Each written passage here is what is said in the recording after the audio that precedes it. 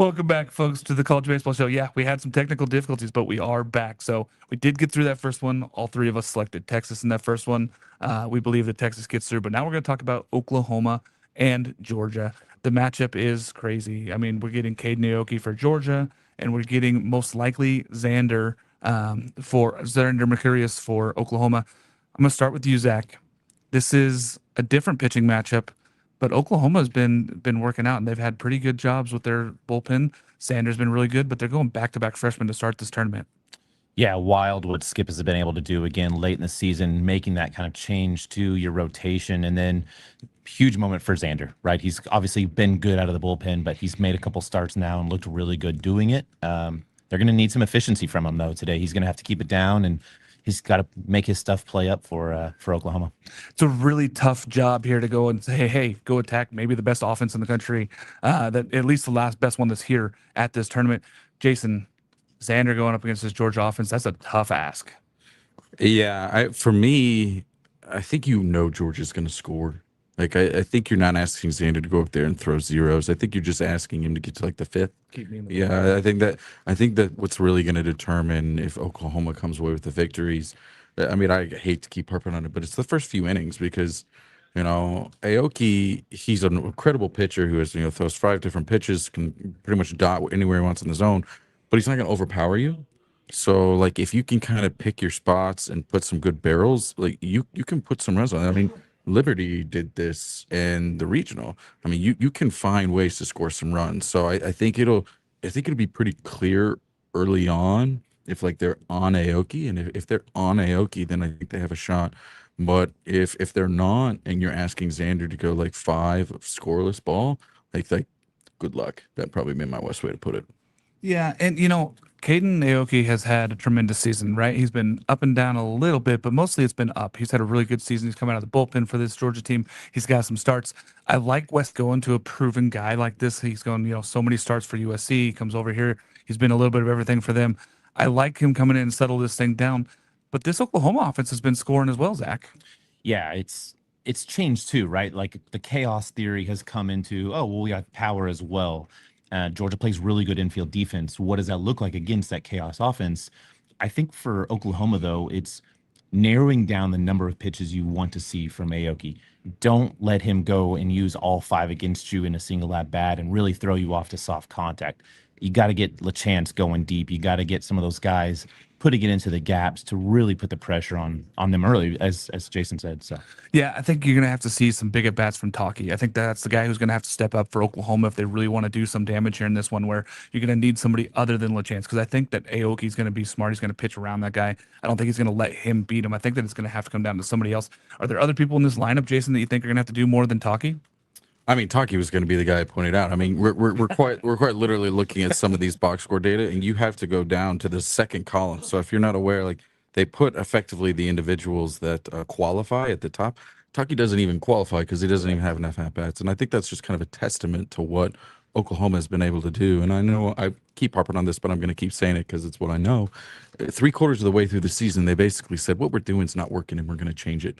So they moved some guys in the lineup like Taki. They took out some of their starting pitching. They pushed forward the freshmen, and they've effectively turned around their season. So, I mean, I think if you're going to have someone to get on base for a Taki, the chance, because again, I don't think solo home runs are going to win this game. I think you're going to have to get some walks, get some doubles, maybe try to get a 2-3 run bomb to really move the momentum. So if anything, maybe like a Willits, maybe like a walk at the top. How do you kind of like try to get those guys on ultimately in order to give LaChance an ability to go and try to put up a big extra base hit, see what he's like. Because we've talked about some injuries associated like with Mendoza, but what about LaChance? Like I know everyone heard his presser where he talked about like, oh, I'm fine. My ankle was rolled. Yeah, that guy's not fine. So the question is like, is he going to be able to go out there? Is he going to be able to plant and turn? Is he going to be able to hit those cement mixer sliders? Like, what is he going to look like?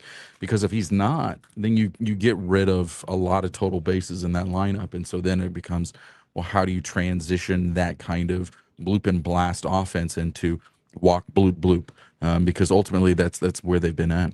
I think Jason Walk for me at the top of that lineup is really big, really big. You get him on, you try to move him over, you try to put some pressure on Jackson behind the plate, put some pressure on Aoki and kind of force his hand in what he's dealing with. They didn't really have to steal much in that first game. The offense was just there. LaChance did the things. They hit the extra base hits when they needed them. But I think that you're going to have to see a little bit more pressure if they want to stay in this game. On the flip side of this, Georgia didn't necessarily explode off the ball against that Texas in that first game. Lujo was great. I mean, unbelievable two at bats, huge ones, a home run and a double. I think that they need a little bit more from everybody else. So I think that maybe that first game settled them down, Zach. But what are we expecting out of this Georgia offense? I expect a bounce back from the top two guys, Phelps and Daniel Jackson. I mean, they went 0 for 7. And if you tell most people, hey, those two went 0 for 7, we won 7-1. And you won 7-1, they're going, oh my gosh, what happened there? But I expect Daniel Jackson to come out swinging the bat really well. He obviously put some charge into those, but just right at people. And then Phelps, obviously at the top of the lineup, he needs to be the guy that really gets things going early for Georgia against Mercurius. Yeah, I expect more offense today. Are we expecting more offense from other guys as well, Jason, or is it kind of that top of the lineup? I don't know. That's a good question. I think in order to beat a Georgia, you have to have production throughout. Yeah. Like I don't think you can just say, hey, top of my lineup, score me 4 to 5 runs, because at some point you're going to have to score eight plus to beat Georgia. I think Georgia just has too much offense. I think they have too many guys that can go out there and drive the ball out of this ballpark today. Exactly. And you mentioned something that I was kind of pointing at for this game was stealing bases. Oklahoma likes to steal bags. Jackson has won basically every single award you can imagine this year. He has an incredible arm, an absolutely incredible arm. So I think that'll be kind of the cat and mouse game. Monty says no. Have you not seen Jackson's arm? Jackson has Monty says fine. Monty's been watching too much ACC ball when Duke is throwing to second. Oh, too much Vaughn Lackey. Yes. Vaughn won all those awards. Oh wait, no, that was Jackson. That was Jackson. Okay, sorry. So ultimately, definitely SEC bias. So ultimately, I think it's going to be this opportunity for Oklahoma to see if they can try to take advantage of something that they do well at, but ultimately, can Georgia thwart that? I don't know Aoki's time to the plate. Can he get close enough to where they can help out your catcher? They're going to try to do enough things to mitigate that speed. Yeah, I think that you're going to see maybe some different things from Skip in Oklahoma. And he talked about, he goes, how do I coach this team? I get out of the way. I'm going to let them play baseball. And I think that they're going to get back to the big baseball things. Can they pitch? Can they play good defense? And can they go out there and put pressure on Georgia? I think that's the way that you could beat this team. You can't put too much into it and say, hey, we got to hit the long ball, or we got to do this, or we got to do that. I think that they're going to just go into this and say, how do we play our brand of baseball? Well, what we've been doing over the last 3 weeks has been working, right, Zach? I mean, honestly, they just keep going with what they've been doing and hope that it works out here.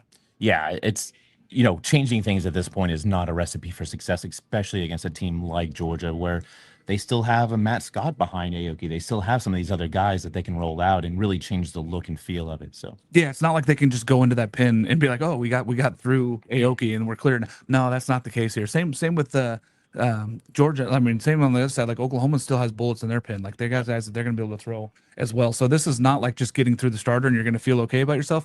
Both teams are going to have to keep pressure going for a full 9 innings today. Let's pick on these, who we think is going to be the X factor for these games and who we believe is going to win this game. Zach, who do you think the X factor is for these games? Oh, I think the X factor for me is going to be the Georgia bullpen. I think that they'll be able to come in that middle inning, whether it's the 5th or 6th, and really lock things down with Matt Scott, with Bird. And then I like Georgia to take this game. I think they're just going to have a little bit too much offense for the back end. Yeah, I can see that very much. Jason, what are your X factors and your winner here? I don't know if it's cheating to pick the starting pitcher as an X factor, but I used to have to go Xander. I mean, at the end of the day, I think this game will be dictated by how deep he can go. If he goes 3 or 4 of 5-run ball, I think you're going to kind of see a tidal wave of Georgia bats. And while I do think the Oklahoma bullpen is pretty good, I think they're going to be going up against one, if not the best offenses in the country. So I think if he's able to get to the 5th, then I think it becomes more of a toss-up. Whereas right now, I would lean pretty heavy Georgia, and that's who I'm going with.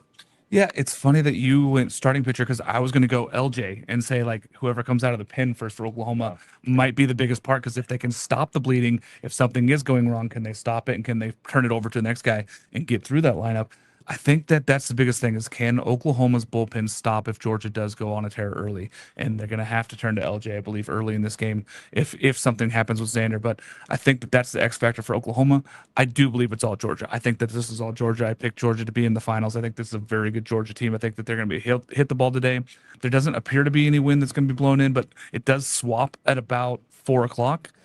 Currently, it's blowing out, which is a big thing early in that first game there between the Texas and Alabama. But the thing is, I think that tonight, even if there is some wind, Georgia can hit the ball out of this ballpark. I know it's a big ballpark, but I think that Georgia can do that.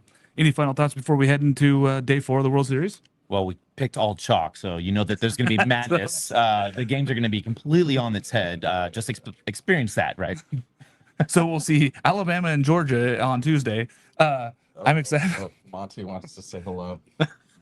I'm hearing there's a chance that Oklahoma beats Georgia tonight. See, now You're saying there's a chance. Monty takes a chance on Oklahoma beating Georgia.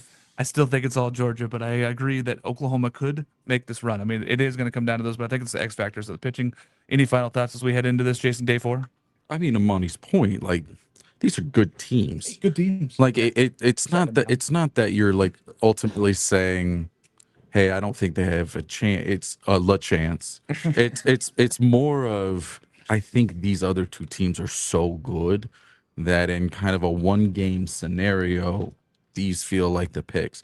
But at the end of the day, like it's just kind of who comes out with their hair on fire. Yeah. You know, I think Meade kind of mentioned it yesterday in the presser. He's like, our team didn't come out like with fire.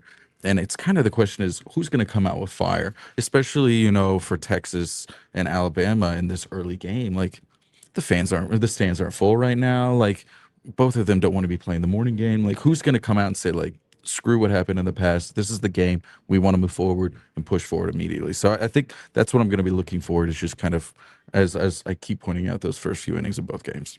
Yeah, who can mentally wipe what happened yesterday, good or bad, right? Texas had the game sped up on them, a lot of errors. Bama just was pressing all day at the plate. And then Georgia, like, you have to wipe it. Hey, they didn't have the best day at the plate either. They need to come out and kind of prove, hey, this is our offense. So, yeah. Yeah, the only team that really wants to repeat what they did was Oklahoma. Like, they look at all both sides of the baseball. They're like, we were the better team here, maybe out of all 4 for that day. But yeah, very exciting, folks. Join us again. We'll be doing a recap tonight from the dugout, and we'll be giving you lots of credit during the day. So can't wait to join you guys more. Thanks for the College Baseball Show and Just Baseball Media.